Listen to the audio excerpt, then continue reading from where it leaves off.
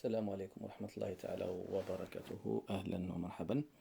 إذا أكمل قراءة هذا الكتاب Fait d'école de François Dubé, chapitre 7. Quelle laïcité dans l'école? En France, les débats sur la laïcité prennent vite des allures théologiques. On y parle beaucoup plus des principes que des pratiques. Ainsi, depuis que l'on découvre ou redécouvre des minorités culturelles, il nous faudrait aujourd'hui trancher entre l'universel et le particulier, entre l'unité nationale et le droit à la différence, entre la République et la démocratie. De la même manière, il nous aurait fallu choisir à d'autres époques entre l'égalité et la liberté, alors que nous savons bien que les sociétés vivables n'ont exclu aucun de ces principes et qu'elles ont eu la capacité de les combiner en associant démocratie et droits sociaux. Figés dans le ciel des principes, les débats sur la laïcité aboutissent nécessairement à des mouvements de montant et à des compromis pragmatiques plus ou moins avouables, ou bien encore à des formules si vagues qu'elles s'en creuse. Les mouvements de montant, nous les connaissons. Chacun a le droit d'être lui-même et rien ne peut entraver l'affirmation des différences. À l'opposé, la loi républicaine ne saurait tolérer, sans briser le contrat social, la moindre expression publique de ces différences ethniques, religieuses ou sexuelles. Les compromis sont écrits d'avance et l'on sait bien que les beautés et la rhétorique n'ont souvent pour effet que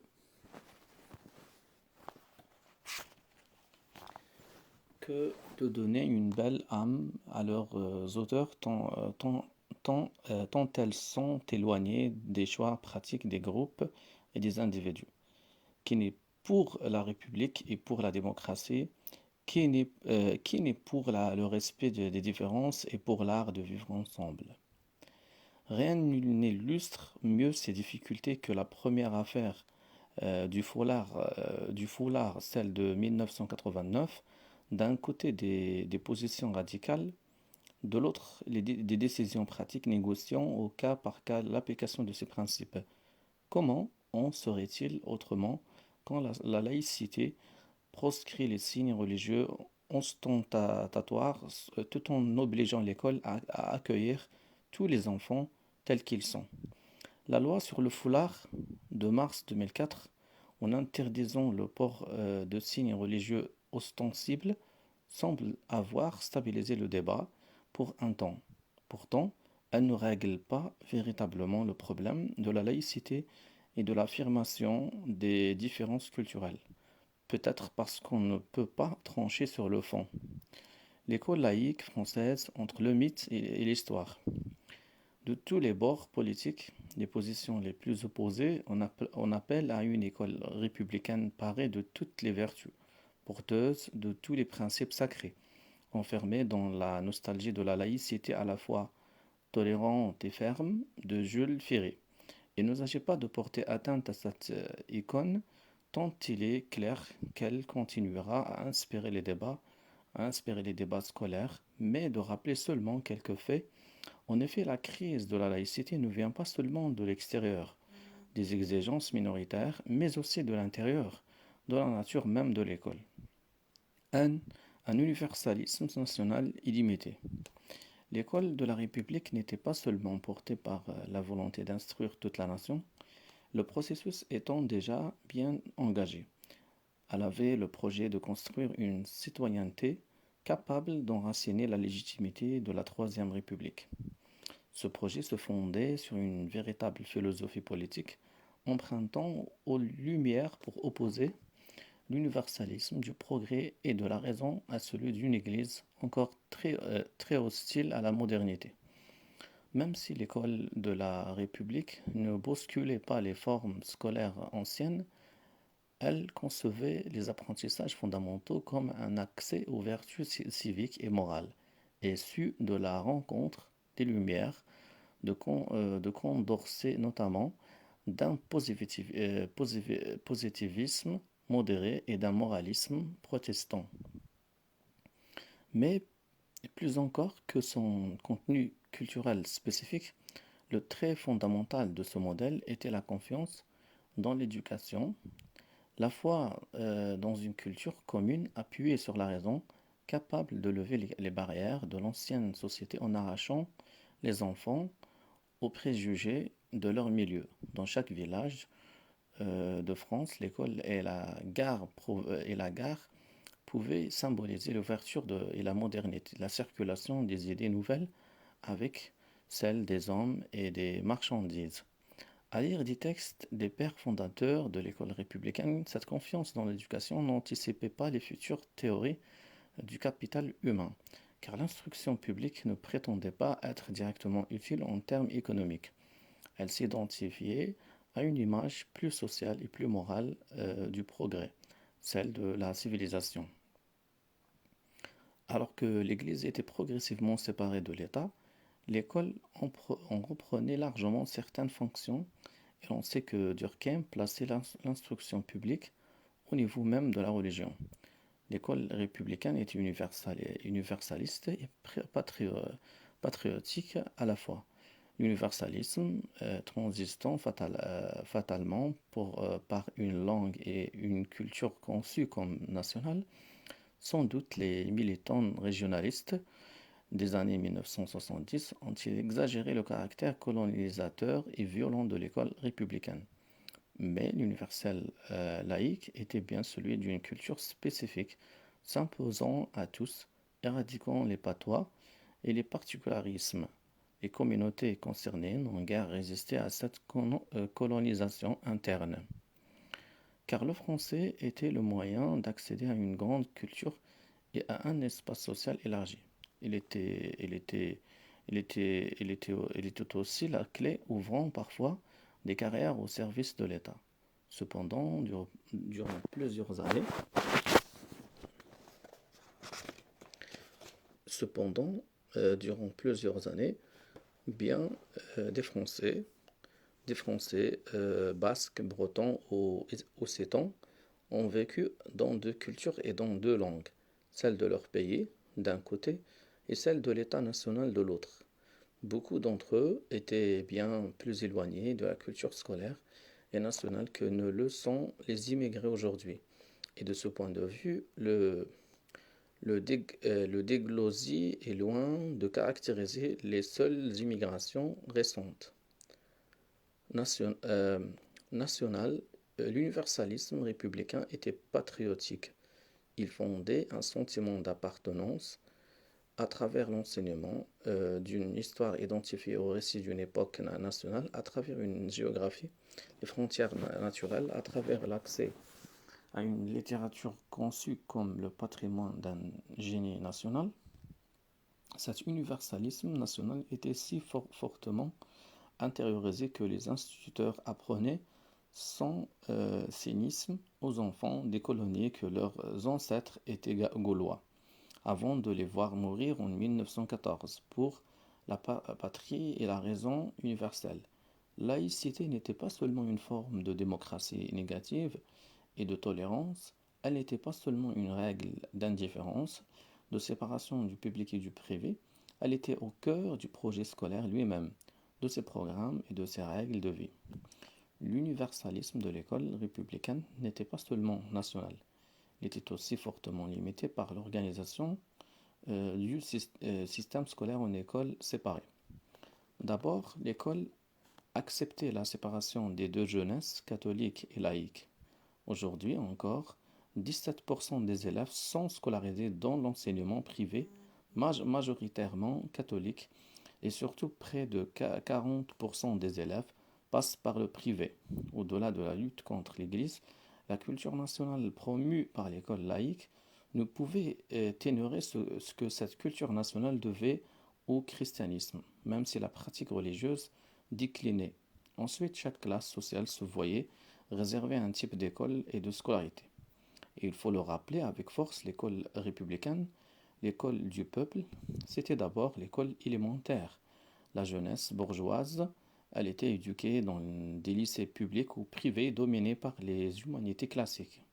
Dans ce système, la naissance ne déterminait pas seulement la carrière scolaire, elle fixait l'entrée même dans telle ou telle filière. Jusqu'au début des années 1960, c'était encore directement la naissance, davantage que la performance, qui conditionnait l'entrée en sixième. Une laïcité tolérante. On sait que le on sait que le ministère des écoles fut longtemps celui de l'instruction publique parce il importait d'établir une ligne de partage tranchée entre l'instruction comme apprentissage de connaissances et accès à une culture nationale et l'éducation comme formation de la personnalité et d'une conscience privée.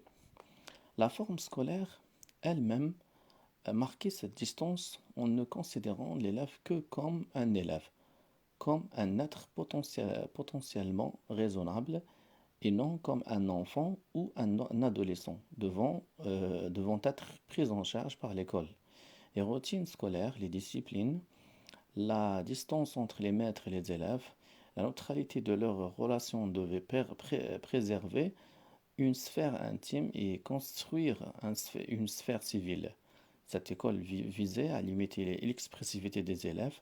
Elle était fermée aux communautés juvéniles ou enfantines dont les manifestations apparaissaient non seulement comme un désordre, mais aussi comme une éruption du privé dans la sphère publique et rationnelle. Et ce n'est pas sans cause historique profonde que les activités périscolaires ont aujourd'hui encore si peu de place dans les écoles françaises ou qu'il est si peu tenu compte des rythmes scolaires. La promotion du citoyen en germe dans l'élève exigeait que l'enfance et l'adolescence soient tenues hors de l'école. De ce point de vue, la règle stricte de séparation des sexes ne correspondait pas seulement à l'état des mœurs, elle marquait aussi la volonté de préserver l'école des empiétements de la société et de ses émotions. Elle abandonnait les personnalités aux familles. La laïcité, c'est d'abord l'installation d'une rupture entre le privé et le public, entre la personnalité et la raison. Séparation dont il faut reconnaître qu'elle a libéré les consciences et protégé l'intimité des individus derrière le voile d'ignorance, des blues et des règlements objectifs. Pour traiter, pour traiter les élèves comme des égaux, il fallait ignorer, il fallait ignorer leur singularité individuelle et collective. La rigidité de la forme scolaire et la distance entre la société et l'école étaient d'autant plus facilement maintenues que la plupart des adolescents et des jeunes des classes populaires n'étant pas scolarisés longuement. Ceux qui parvenaient au collège et plus rarement au lycée avaient donné de sérieux gages de leur adhésion aux normes scolaires. On entend parfois dire que cette école républicaine a eu la capacité d'intégrer les enfants issus des immigrations européennes des années 1880 aux années 1950. C'est probablement vrai, à condition de rappeler que la quasi-totalité de ces enfants ne fréquentaient que l'école élémentaire et que dans un système où la moitié seulement des élèves obtenaient le certificat d'études primaires, ils n'étaient pas invités à poursuivre leur scolarité et d'ailleurs souvent peu désireux de le faire. Il est plus raisonnable de penser que l'assimilation progressive des migrants s'est faite par le travail, notamment le travail industriel, que par la seule scolarité. Le modèle français d'immigration, refusant la formation de communautés au profit d'un accès progressif à la citoyenneté, participait évidemment de cette conception de la laïcité. Au-delà des images héroïques du hussard de la République et d'une laïcité militante anticléricale, la grande majorité des instituteurs étaient plus modestement tolérants.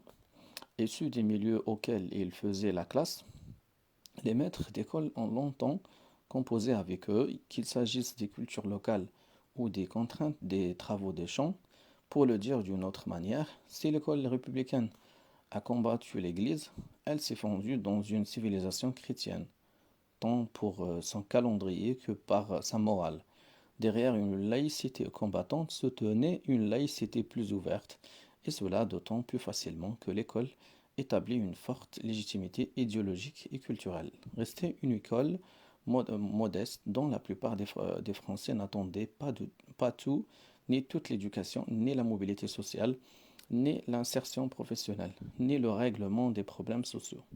C'est tout passé par l'école, c'est tous passés par l'école, la plupart des vies et des destins n'en étaient pas affectés. En définitive, si l'idéologie laïque fut souvent combattante, la laïcité de l'école républicaine fut en réalité tolérante parce que l'emprise de l'école était relativement limitée et parce que les minorités de l'époque, à savoir les catholiques anti-républicains, ont pu garder leurs propres écoles. Quant aux religions minoritaires, juives et protestantes, elles ont trouvé dans ce modèle laïque une protection contre un catholicisme encore nostalgique de la religion d'État. Cependant, l'attendrissement attaché à l'âge d'or de l'école républicaine, âge difficile à dater comme tous les âges d'or, ne doit pas faire oublier la dureté des conflits qui ont accompagné son installation.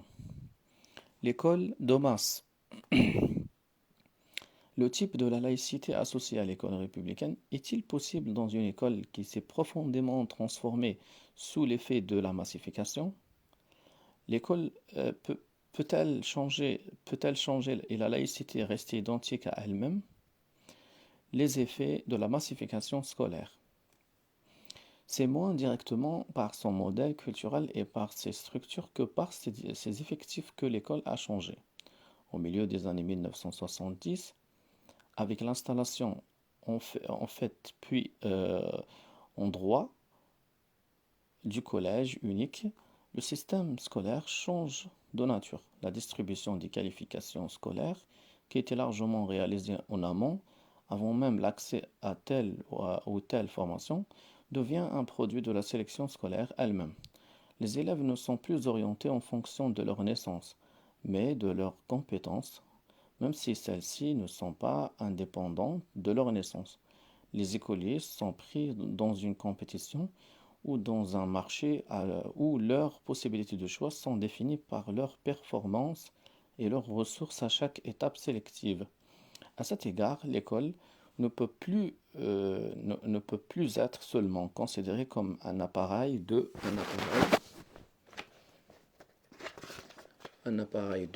reproduction des inégalités, elle doit être aussi conçue comme un appareil de production de ces inégalités dans la mesure où elle affecte d'un coefficient multiplicateur ou réducteur les inégalités sociales des élèves qu'elle accueille. Les inégalités ne procèdent plus de la superposition des diverses écoles et des groupes sociaux, mais d'un système de distillation fractionnée répartissant les élèves tout au long de leur carrière.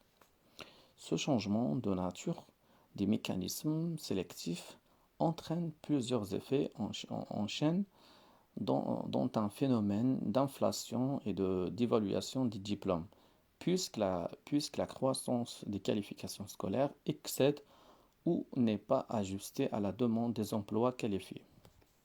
Un tel mécanisme provoque l'allongement des études et une chute tendancielle de l'utilité relative des diplômes moyens.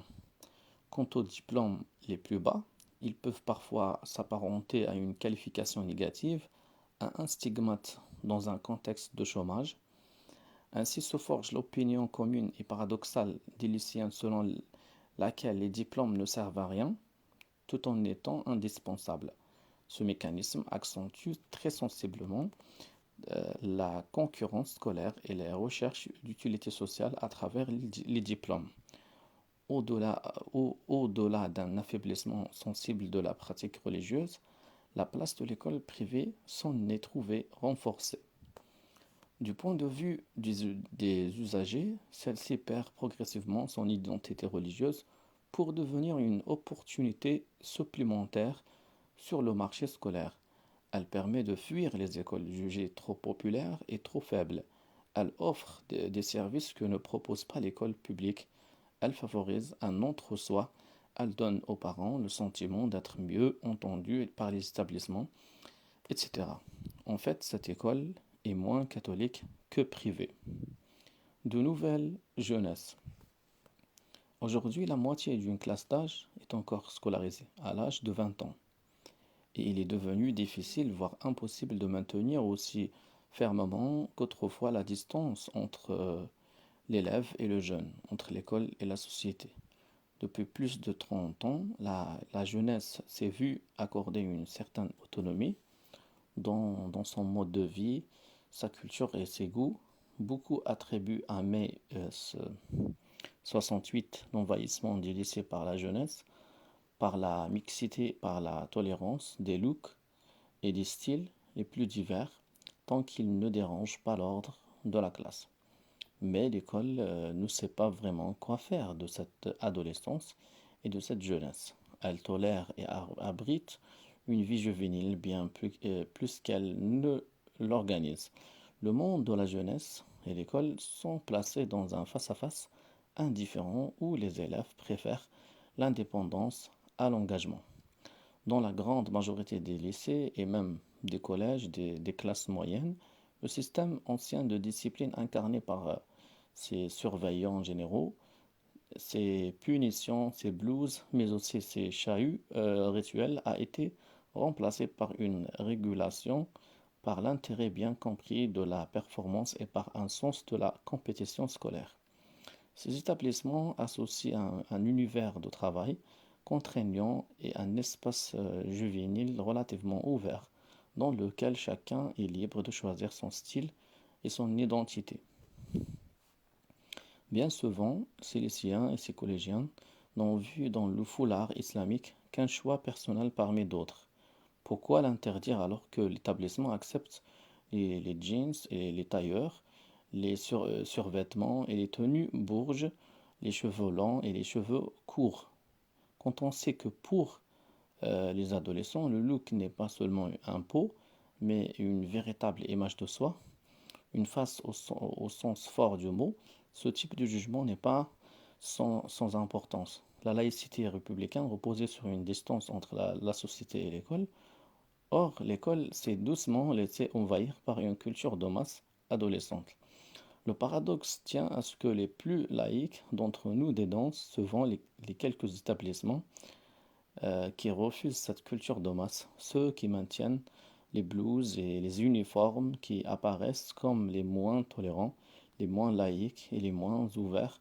Les anciennes disciplines scolaires nous semblent archaïques et bien peu respectueuses des droits des élèves et des jeunes, bien décalées par rapport aux mœurs. Or, ce décalage même était au principe de la laïcité scolaire. Les diverses affaires de foulard ont toujours révélé l'impression des réglementations de la vie scolaire et du statut des adolescents à l'école. La, la boutade évoquant, la boutade évoquant des Anglais qui accepteraient le foulard à la condition qu'il soit aux couleurs du collège suggère une part du problème français. La faiblesse des établissements qui ont longtemps été des échelons administratifs du système au lieu d'être des unités éducatives. Aujourd'hui, une grande part des épreuves de la laïcité s'explique moins par le déclin des valeurs laïques ou par la montée des fondamentalismes religieux que par l'indétermination du cadre scolaire lui-même en dehors des règles organisant la classe et les programmes. La laïcité incertaine. Le principe de laïcité n'est guère attaqué directement, mais il n'est plus au centre d'une école qui se voit assigner d'autres objectifs que la seule instruction. Si l'école s'apparente de plus en plus à un marché où se croisent demande et offre de formation, Le dire ne signifie pas que l'on en soit heureux. Le critère de la laïcité est loin d'y être central. Il est beaucoup moins important que le recrutement et les performances des établissements. Que devient la laïcité? Que devient la laïcité quand elle désigne à la fois des collèges ghettos et des collèges réservés aux enfants de l'élite, tout en affirmant l'unité du système? Remarquons d'emblée qu'on ne parle pas de la laïcité que pour les premiers, tant la question semble réglée pour les seconds. Les établissements publics d'élite qui adaptent les règlements et les horaires, qui ouvrent et ferment les classes européennes pour maîtriser le recrutement afin d'asseoir leur réputation ne semblent pas menacer l'unité de l'école laïque. En revanche, les établissements les plus défavorisés apparaissent comme un danger. Seules les différences des dominés et non celles des dominants sont perçues comme une menace. À en croire les plus fervents républicains, l'hypersélection des futurs dirigeants dans quelques lycées et écoles menacerait moins la République que la faiblesse des collèges de banlieue qui composent avec leurs élèves tels qu'ils sont. La laïcité procédait auparavant d'une représentation universelle et libératrice du savoir. Personne ne conteste aujourd'hui ces valeurs, mais dans les pratiques, le savoir scolaire est très fortement instrumentalisé. Il définit d'abord la nature des épreuves qui permettront d'établir les grands mécanismes de la sélection. Les élèves et leurs familles n'ont pas lu la sociologie critique de l'éducation, mais tout se passe comme si le savoir scolaire était désenchanté. Et comment pourrait-il en être autrement quand les goûts des élèves doivent se mouler dans une hiérarchie des disciplines et des filières établissant très solidement la valeur utilitaire des savoirs et des formations? Il est certain que les mathématiques donnent un accès à la raison, mais il est plus certain encore qu'elles sont la clé des carrières prestigieuses et l'on comprendra aisément que les élèves et leurs familles soient surtout sensibles à la seconde de ces vertus en choisissant les terminales S, quitte à ne plus jamais faire ensuite de sciences ou de mathématiques. Plus profondément encore, il est devenu difficile d'identifier le savoir scolaire à la conquête d'une autonomie individuelle. En effet, tous les élèves participent d'une culture de masse qui multiplie les canaux d'information, qui délivrent des messages contradictoires, qui ouvrent à la diversité du monde et qui valorisent la personnalité de chacun autant qu'elle accentue le conformisme juvénile.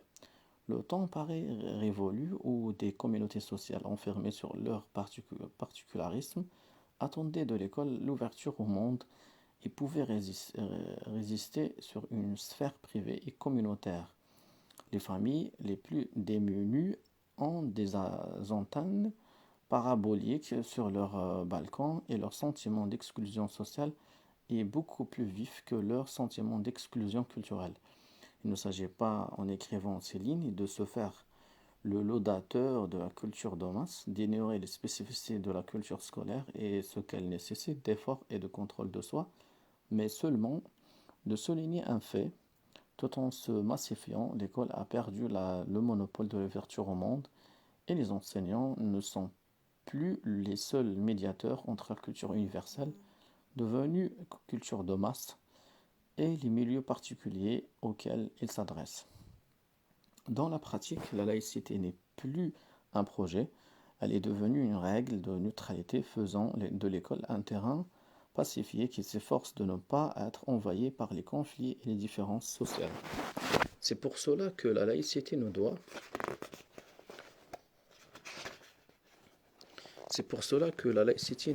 pas être abandonnée et que la déférence républicaine de l'école ne doit pas être identifiée à un contre-intégrisme, même s'il arrive parfois que la violence de cette défense cache mal la volonté d'exclure les publics de barbares qui déstabilisent trop l'institution. On sait que l'universalisme, toujours identifié à la grande culture, peut engendrer de mépris et d'exclusion, sinon de racisme. Mais cette neutralité elle-même permet à l'école de rester l'école en la protégeant de conflits trop, trop aigus. Cette, certes, certes, la neutralité est un programme faible de laïcité, mais il n'est pas un programme inutile pour autant. Je peux à ce propos évoquer une recherche conduite dans un collège situé dans un quartier difficile où les tensions ethniques et les opinions racistes étaient monnaie courante. Les entretiens individuels réalisés auprès des élèves laissaient apparaître des jugements racistes dépourvus d'ambiguïté. Les immigrés sont délinquants, bruyants, profiteurs, agressifs, etc. Comme partout, ces jugements étaient pondérés par le fait que chacun connaît des immigrés sympathiques. Quant à eux, les jeunes maghrébins développaient des jugements et des arguments symétriques et opposés. Les Français sont racistes, profiteurs, agressifs, même si l'on a toujours un meilleur ami français. Cependant, lors des entretiens de groupe réalisés avec les mêmes élèves dans le collège, toutes ces opinions racistes étaient neutralisées et n'avaient, au sens strict du terme, pas droit de citer. Tout au contraire, le déni absolu du racisme s'instaurait comme une règle que personne ne transgressait sans risquer un incident grave. Ainsi, banal hors des murs de l'école, le racisme était interdit dans l'école afin de réduire la violence toujours menaçante. La laïcité apparaissait ici comme une règle de mise à distance de la cité sans laquelle le collège serait emporté par les problèmes sociaux. Dans ce collège, la présence du foulard serait moins le symbole de l'intégrisme ou de la domination des filles que le signe de l'envahissement de l'école par le quartier. La rupture des digues qui permettent à l'espace scolaire de se maintenir comme tel. Les enseignants parlaient moins de la défense de l'universalité républicaine, du progrès ou de l'identité nationale que dans la préservation d'une paix scolaire dans l'établissement grâce à l'interdiction du racisme. Si cette dernière peut sembler une bonne chose, l'interdiction qu'elle entraîne de toutes les identités et de la plupart des problèmes sociaux est plus discutable. Autant il est possible de comprendre cette position fréquente, autant on perçoit bien son ambiguïté, sa faiblesse, car la laïcité y apparaît avant tout comme une norme de protection, de repli sur soi, de survie. On conçoit aussi aisément le manque de vigueur de cette défense qui associe la reconnaissance de différences à la montée de désordres et de problèmes sociaux que l'école a tant de mal à tenir hors de ses murs. Ici, c'est moins la République et la religion qui sont face à face que l'école et la laïcité. Laïcité, justice et différence. La laïcité ne s'est pas affaiblie comme principe politique. Au contraire, même nos sociétés sont de plus en plus laïques. L'école privée ne défend plus l'enseignement religieux, mais des privilèges sociaux et des secondes chances. Les programmes nationaux ne sont guère contestés et les méthodes pédagogiques varient plus nettement en fonction des niveaux de performance des élèves que des choix idéologiques et religieux des parents. Les clivages de classe sont beaucoup plus marqués que les clivages de culture. Dès lors, la laïcité semble évidente pour ceux qui peuvent attendre les bénéfices de leurs investissements scolaires. Pour les autres, ce n'est pas la laïcité qui pose un problème, c'est l'école elle-même. Quand des élèves ou d'anciens élèves agressent des enseignants ou incendient un établissement, ce n'est pas parce que l'école est laïque, mais parce qu'elle est l'école, c'est-à-dire l'appareil qui les accueille et les expulse en même temps.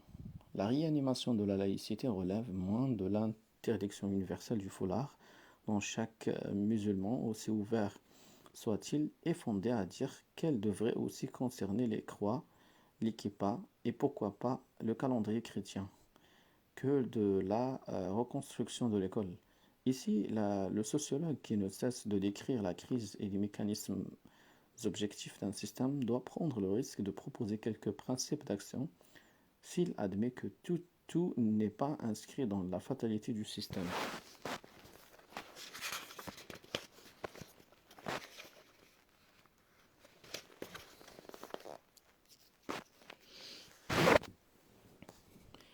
Contre le marché noir.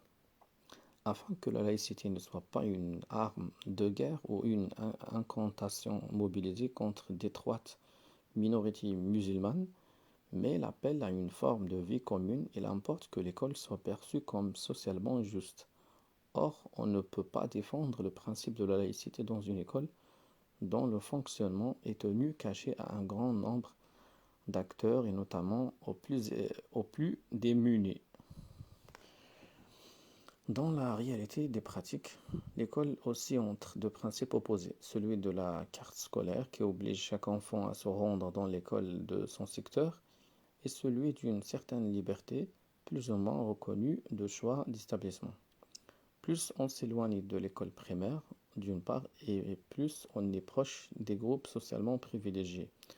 D'autre part, plus le principe des choix l'emporte sur le principe d'obligation, les uns choisissent les uns choisissent les autres sans contraint. Les élèves et leurs familles qui disposent de ressources culturelles et scolaires se placent sur le marché des filières et des établissements alors que les autres sont forcés ou ne peuvent faire une sélection que dans un espace très limité. Les meilleurs prennent ce qu'ils veulent, les autres ce qui reste. Cette dualité a souvent été défendue au nom de la sagesse et de l'adaptation des principes à la réalité des demandes sociales. Or, cette situation renforce les inégalités en mettant en concurrence des experts et des biociens. Du point de vue de la justice, ce système peut être profondément critiqué car il ne repose pleinement ni sur la rationalité de la réglementation, ni sur la transparence du marché. En fait, il est transparent aux uns et opaque aux autres. Et ce sont souvent les groupes qui tirent les bénéfices de ce marché qui sont les plus attachés à la réglementation parce qu'elle s'applique surtout aux autres. Ainsi, la laïcité n'est pas réellement associée à une règle commune. Le raisonnement qui vaut pour le choix des établissements est aussi pertinent en ce qui concerne celui des filières ou des langues vivantes et mortes. On constatera, en participant à n'importe quel conseil de classe, que si les demandes des familles populaires sont si merveilleusement ajustées au choix des conseils de professeurs, c'est moins par la grâce des ambitions limitées que par l'ignorance entretenue. Puisque l'école fonctionne largement comme un marché, mieux vaudrait qu'elle ne soit pas un marché noir, offrant des possibilités de choix aux uns et des tickets de rationnement aux autres.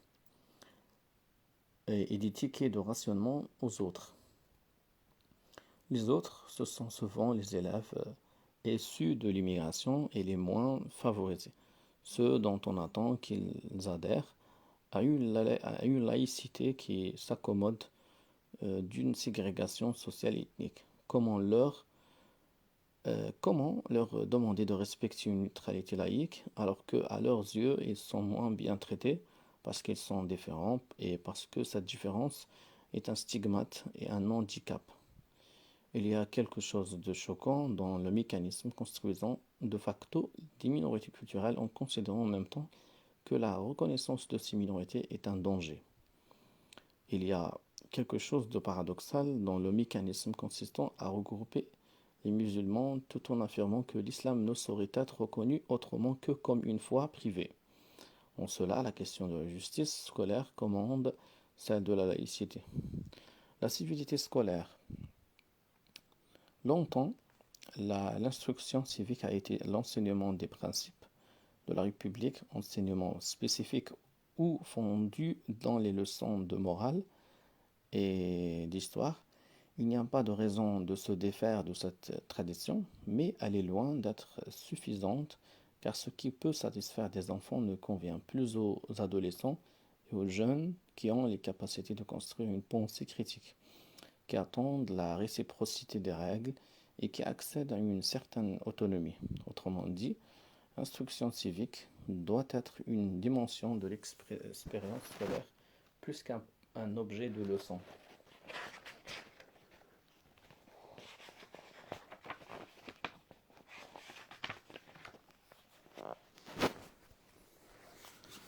Trop souvent, les collèges et les lycées se constituent comme des espaces de coexistence entre des cultures juvéniles et des contraintes scolaires. C'est le croisement des intérêts bien compris des élèves et des règlements intérieurs qui assurent une vie scolaire plus ou moins paisible selon les contextes sociaux. On admettra qu'il s'agit là d'une modalité extrêmement étroite de l'apprentissage de la démocratie. La plupart des élèves des classes moyennes sont, sont contentes car euh, elles ménagent un large espace à leur autonomie personnelle, autonomie de consommation auquel l'organisation demande peu car elle ne leur offre guère de droits. Les élèves ne veulent pas échanger des droits contre des responsabilités qui les engageraient par des règles de vie communes. D'un autre côté, bien des professeurs n'y tiennent pas ou non plus ne voulant pas échanger des protections réglementaires, fussent-elles lourdes à supporter, contre les risques d'une certaine liberté. Mais la construction d'une laïcité véritable ne peut pas être séparée d'un apprentissage réel de la citoyenneté dans le cadre scolaire. Cela suppose évidemment que l'école soit en mesure de proposer un projet éducatif et qu'elle ne considère pas seulement les enfants et les adolescents comme des élèves, qu'elle soit en mesure de les traiter et de les construire comme des sujets. On peut sans doute comprendre que l'école ne veuille pas se transformer en centre social né en maison des jeunes, mais aujourd'hui la réaction laïque est trop souvent strictement négative avec le refus des différences et défensive avec la protection contre les empiétements de la société. C'est pour cette raison que le discours laïque se confond si souvent avec celui de la reprise en main. Pour le dire plus positivement, la laïcité défend les conditions d'une paix scolaire, mais elle n'est pas un projet éducatif capable d'établir au sein de l'école les barrières et les passerelles entre le public et le privé. Comment, comment,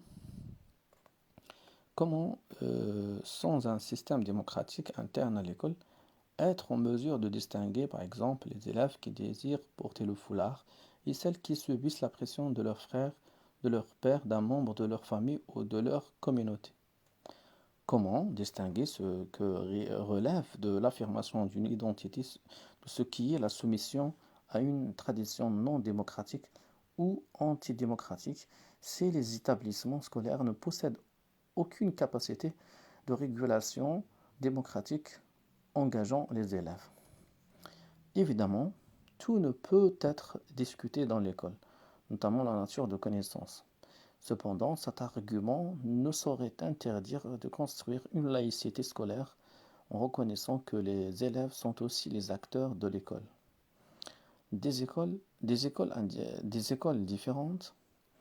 Dans l'état actuel des choses, il faut bien envisager la possibilité de laisser se construire des écoles privées musulmanes, comme il en existe pour les catholiques, les juifs et les protestants.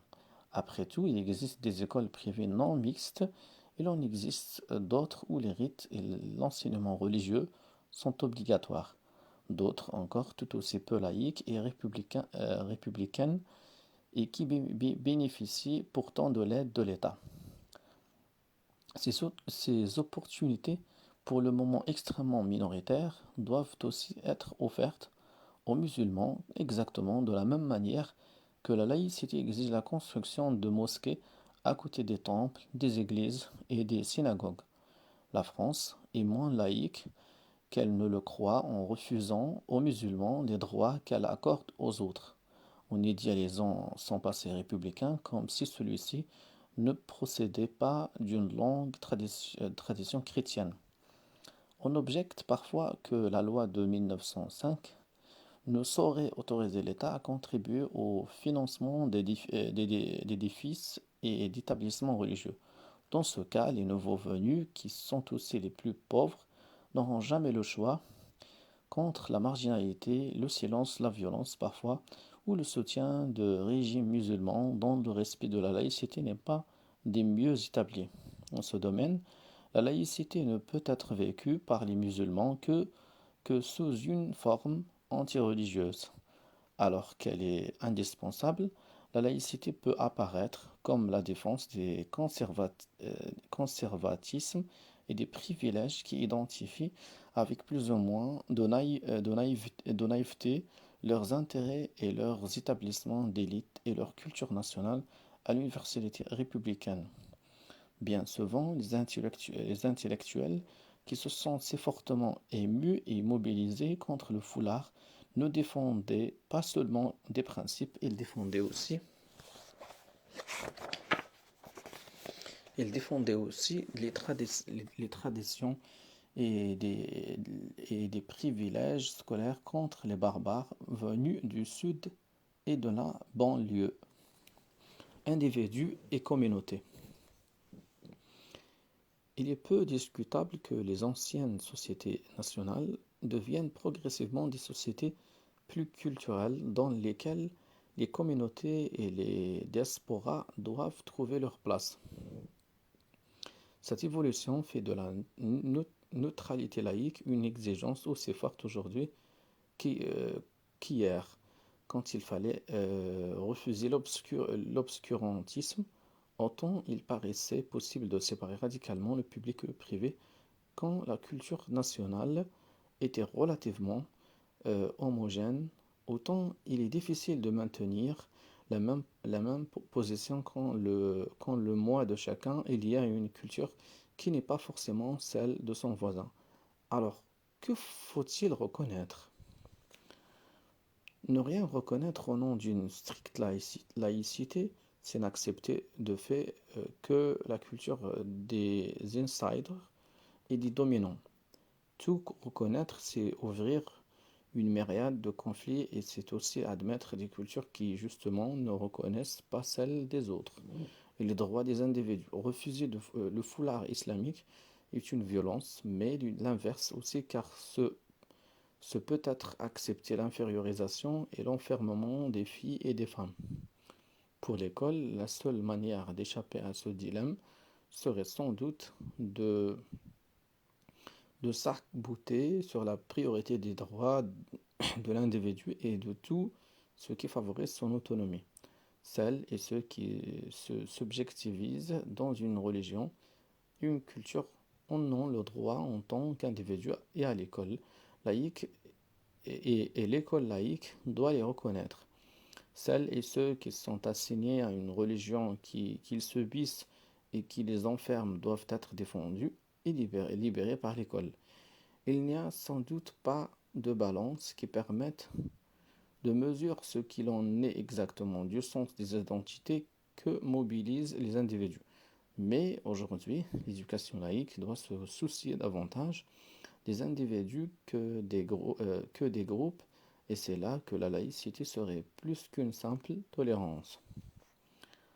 Depuis les attentats du 11 septembre 2001, la guerre en Irak et les attentats de Londres et de Madrid, les problèmes se sont à la fois tendus et simplifiés.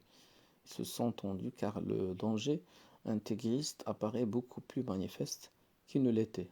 Ne voit-on pas les Britanniques eux-mêmes durcir leur législation en découvrant que les auteurs des attentats étaient à ce qu'il semble bien intégrés? En France, il est certain que le vote de la loi de mars 2004 interdisant les signes religieux à l'école a bénéficié d'un assez large consensus à la suite des attentats de New York. Par ailleurs, la situation sociale elle-même semble s'être dégradé et les violences scolaires des écoles situées dans des quartiers de forte immigration se sont sensiblement accentuées. Momentanément apaisé, le problème n'est pas réglé et il ressurgit d'une autre manière à la suite des émeutes de l'automne 2005, perçues par les uns comme une intifada larvée et par les autres comme une refoulée de l'histoire coloniale. Dans tous les cas, l'école française devra redéfinir sa conception pratique de la laïcité car la donne a bien changé depuis le début du siècle dernier. C'est pourquoi nous avons essayé de montrer que cette réflexion ne pouvait concerner les seuls principes de la laïcité, mais plus largement la place de l'école et son fonctionnement.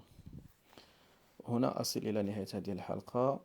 نواصل في الحلقة المقبلة إن شاء الله. السلام عليكم.